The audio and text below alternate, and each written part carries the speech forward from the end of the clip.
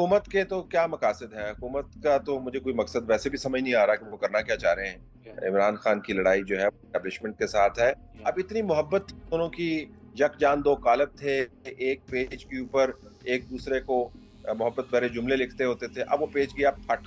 अब उससे जो बीच में से दरार आई है, ये लड़ाई का ताल्लुक उससे है। हुकूमत को सियासी तौर पर कोई फायदा नहीं होगा इमरान खान की गिरफ्तारी से।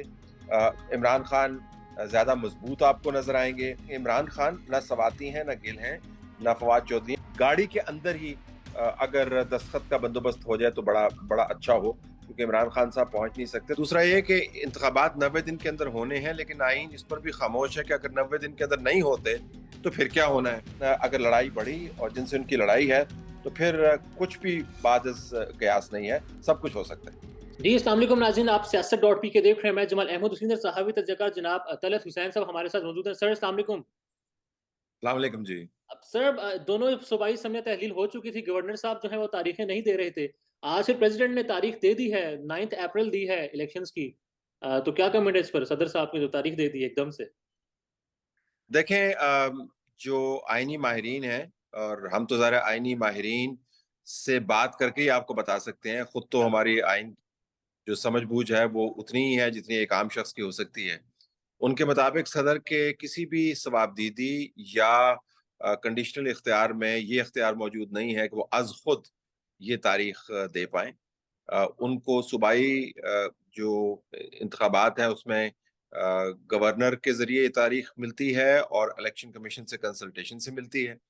और चूंकि हमारा निज़ाम वैसे भी पार्लिमानी निज़ाम है और सदर के इख्तियारात बड़े महदूद हैं, तो सदर साहब ने आइनी तौर पर मेरे ख्याल में एक बहुत ही मुतनाज़ा काम किया है। हम्म। मगर वो कह रहे थे कि हमने इलेक्शन एक्ट के तहत तारीख दी है प्रेसिडेंट साहब ने, 57 गालिबन वो एक्ट है। गवर्नर तो तारीख नहीं दे रहे थे, तो फिर।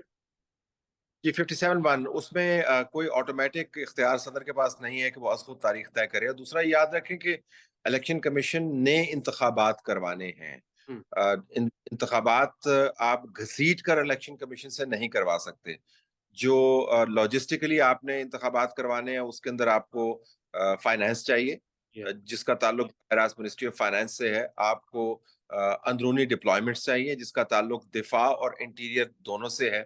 आपको आरओज चाहिए जिसका ताल्लुक जुडिशरी से है। इन चारों मामलात के ऊपर आपने देखा होगा कि इदारों ने माजरत कर ली है।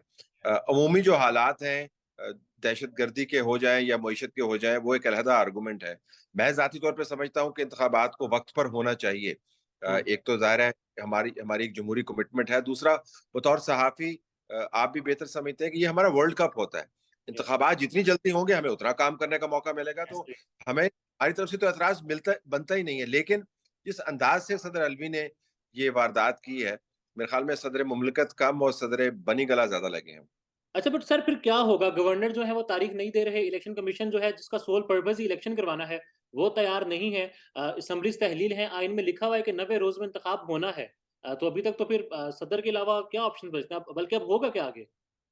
देखें, सदर के अलावा ऑप्शन नहीं बचता तो फिर मेरे ख्याल में आइन आपको ऑप्शंस की कंपल्शन के तहत इख्तियारात इस्तेमाल करने की इजाजत नहीं देता। एक तो बात ये। दूसरा ये कि इंतखाबात 90 दिन के अंदर होने हैं, लेकिन आइन इस पर भी खामोश है कि अगर 90 दिन के अंदर नहीं होते तो फिर क्या होना है। या, क्योंकि किस्म की इख्तियारात जिम्मेदारियां हैं आपकी। एक, आपने इंतखाबात करवाने हैं, और दूसरा, अगर आपने इंतखाबात नहीं करवाए तो उसकी पादाश में कुछ होगा या उसकी कोई पेनल्टीज होंगी, वो उस पर आइन खामोश है। तो तो तशरीह के लिए अदालत के पास जाएगा। लेकिन मैं दोबारा गुजारिश करूं कि अदालत ने भी इंतखाबात नहीं करवाने। हम्म। अदालत के पास एग्जीक्यूटिव अथॉरिटी नहीं है, सदर के पास एग्जीक्यूटिव अथॉरिटी नहीं है।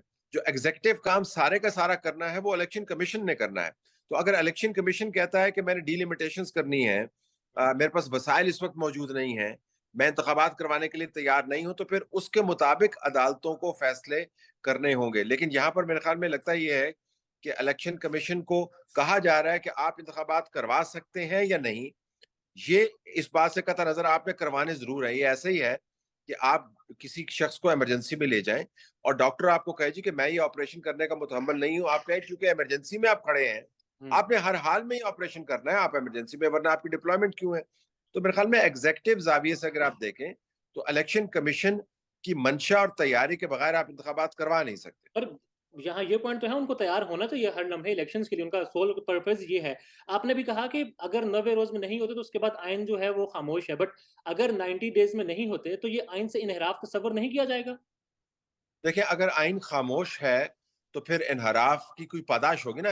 आइन से इनहराफ जब आप करते हैं तो फिर आइन खुद ही आपको बताता है कि आइन ने आपके साथ क्या करना है। या लेकिन अगर आपको आइन खुद नहीं बता रहा कि आइन ने आपके साथ क्या करना है, फिर मामला तशरीहाती हो जाएगा और तशरीह के लिए अदालत के पास चले जाएंगे।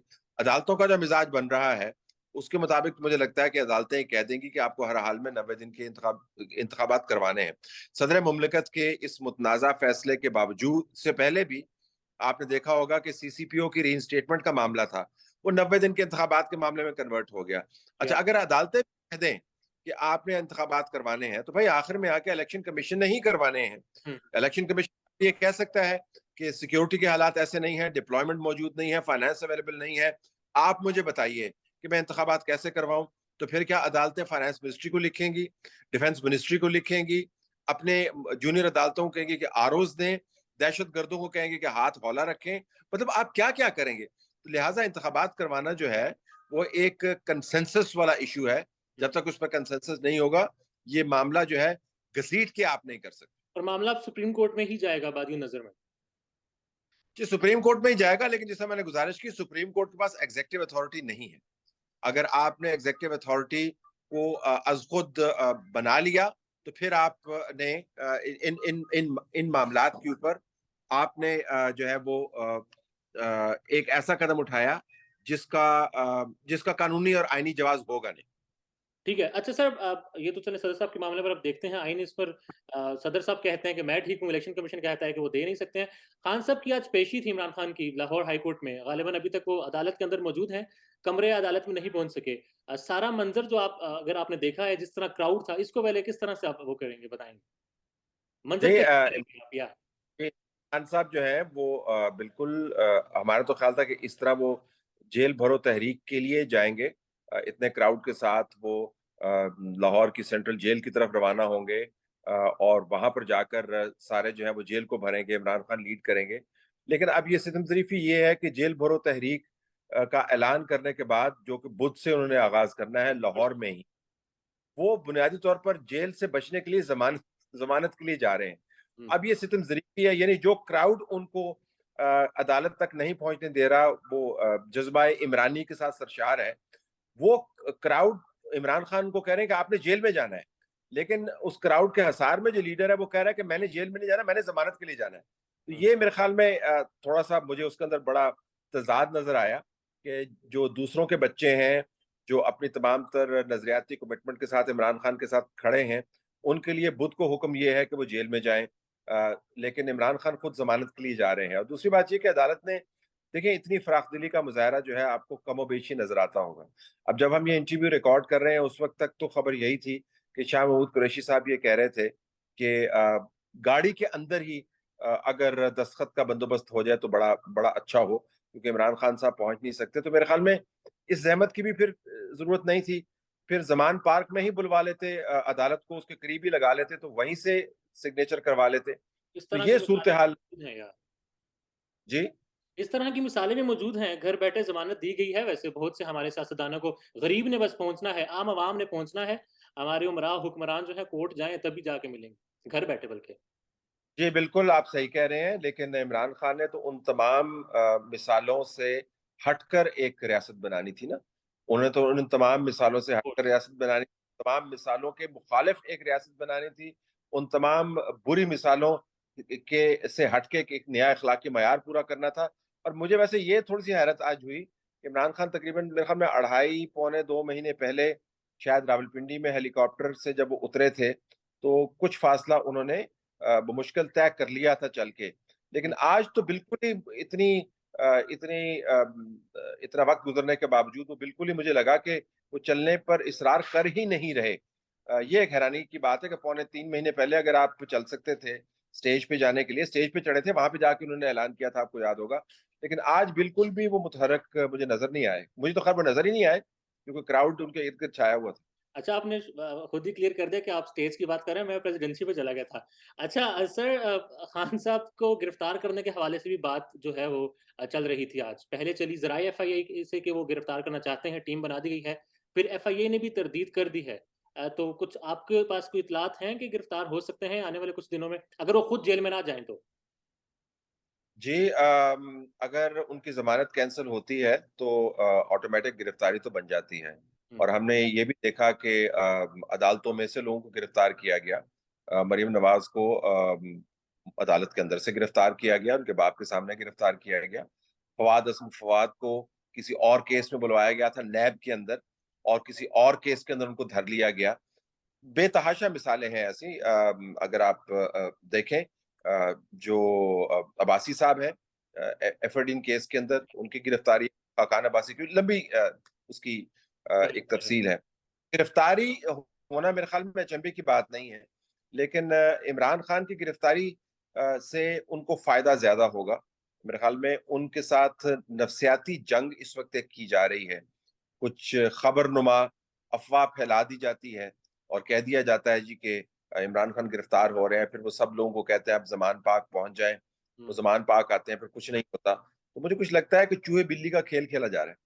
तो जब अगर खान साहब गिरफ्तार हो जाते हैं, तो क्या मकासद हासिल हो कर सकती है हुकूमत? हुकूमत के कोई मकासद हैं जो पूरे हो सकते हैं? देखिए, हुकूमत के तो क्या मकासद हैं, हुकूमत का तो मुझे कोई मकसद वैसे भी समझ नहीं आ रहा कि वो करना क्या चाह रहे हैं। लेकिन जिस तरह मैंने पहले भी आपको आप ही के प्लेटफॉर्म से बताया था कि इमरान खान की लड़ाई जो है हुकूमत के साथ नहीं है। क्या? इमरान खान की लड़ाई जो है एस्टेब्लिशमेंट के साथ है। और आपको पता है कि जब दो मोहब्बत करने वाले दिल टूट जाते हैं तो उनकी नफरत जो है वो फिर ऐसी होती है कि आम आदमी उससे रिलेट ही नहीं कर पाता। क्या? अब इतनी मोहब्बत थी दोनों की, यकजान दो कालब थे, एक पेज के ऊपर एक दूसरे को मोहब्बत भरे जुमले लिखते होते थे। अब वो पेज गया फट। अब उससे जो बीच में से दरार आई है, ये लड़ाई का ताल्लुक उससे है। हुकूमत को सियासी तौर पर कोई फायदा नहीं होगा इमरान खान की गिरफ्तारी से। इमरान खान ज्यादा मजबूत आपको नजर आएंगे, हुकूमत आपको कमजोर नजर आएगी। लेकिन जिस किस्म का माहौल बन गया है, और मेरे ख्याल में जिस किस्म के नुक्ते पर इमरान खान कौमी बहस को ले गए हैं, तो जिन्होंने गिरफ्तार करना है, अगर इस्टेब्लिशमेंट उसके अंदर इन्वॉल्व है, तो जब वो आपको पता है तहिया कर लेते हैं तो गिरफ्तार तो वो कर लेते हैं। और गिरफ्तार अगर कर लेते हैं, तो खान साहब जिस वक़्त सर्विस के मुताबिक पॉपुलर हैं पाकिस्तान में बहुत ज़्यादा, क्राउड उनके साथ है, तो वो मज़ीद पॉपुलर हो जाएँगे। हाँ जी, सर्वे के मुताबिक तो जुल्फ़िकार अली भुट्टो भी बड़े पॉपुलर थे, सर्वेस के मुताबिक तो नवाज शरीफ भी अपोजिशन के अंदर बड़े पॉपुलर थे, मरीम नवाज भी बड़ी पॉपुलर थी, लाहौर के अंदर मौजूद थी। सर्वेस के मुताबिक तो बहुत सारे लोग पॉपुलर थे, लेकिन असल इम्तिहान तो तब आता है जब आप गिरफ्तार हो जाते हैं। क्या? वो और ही सूरत हाल बनती है। आपने देखा, पाकिस्तान तहरीक इंसाफ के बहुत सारे लीडरान गिरफ्तार हुए। शीरी मजारी को भी 24 घंटे रखा गया। मैं खुद वहां पर मौजूद था। वहां पर 30 लोग थे और 70 सहाफी थे। जो फवाद चौधरी साहब हैं, इनकी गिरफ्तारी के ऊपर कितने पाकिस्तान के अंदर ट्रैफिक बंद हुई, गिल की गिरफ्तारी पर कितनी ट्रैफिक बंद हुई, सवाती की गिरफ्तारी पर कितनी ट्रैफिक बंद हुई। आप ये कह सकते हैं कि इमरान खान ना सवाती हैं, ना गिल हैं, ना क्या? फवाद चौधरी हैं, वो इमरान खान है। मैं आपसे बिल्कुल इत्तेफाक करूंगा। लेकिन मेरे ख्याल में किसी भी लीडर को बहुत ज्यादा अपनी पॉपुलैरिटी की जमानत के ऊपर हाई रिस्क पॉलिटिक्स नहीं खेलनी चाहिए। इमरान खान खेल रहे हैं पाकिस्तान जैसे मुल्क में। अगर आप वाकईतन इखलाकी तौर पर बड़े ऊंचे मयार पर हों और वाकईतन आप इनकलाबी हों तो फिर तो एक अलहदा बात है। हुँ, लेकिन अगर आप 1 साल पहले तक तो एक पेजिए थे और हुँ। अब आप इनकलाबी हैं, तो फिर जरा इखलाकी मयार थोड़ा सा कम हो जाता है। तो इमरान खान की गिरफ्तारी से दोबारा दोहराता चलूं, हुकूमत को कोई फायदा नहीं होगा। लेकिन अगर लड़ाई बढ़ी और जिनसे उनकी लड़ाई है, तो फिर कुछ भी बादस कयास नहीं है, सब कुछ हो सकता है। Sir last question, Khawaja Asif साहब ने कल एक जगह कहा कि हम जो हैं दिवालिया हो नहीं रहे, हम हो चुके हैं। डिफ़ॉल्ट कर नहीं रहे, हम डिफ़ॉल्ट कर चुके हैं। आज उनकी गालिबन तरदीद भी आ चुकी है। तो इस स्टेटमेंट को और इस स्टेटमेंट का जो इम्पैक्ट है, वो क्या देख रहे हैं?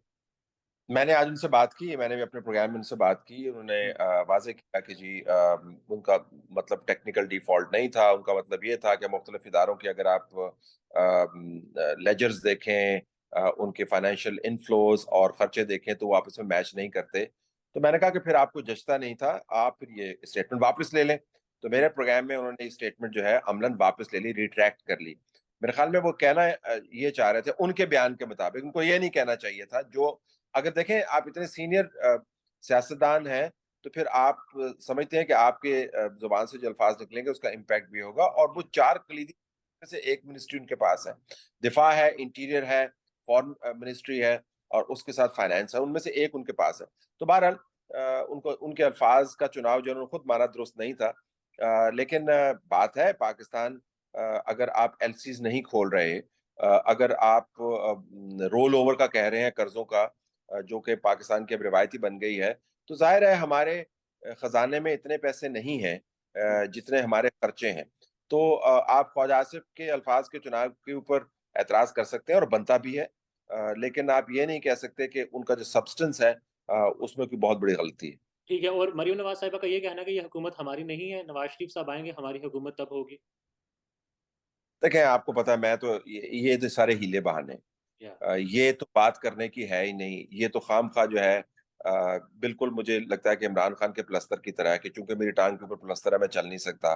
भाई अगर आप मरीम नवाज और नवाज शरीफ की टांग के ऊपर शहबाज शरीफ का प्लस्तर चढ़ा हुआ है, तो मैं उतार दे प्लस्तर।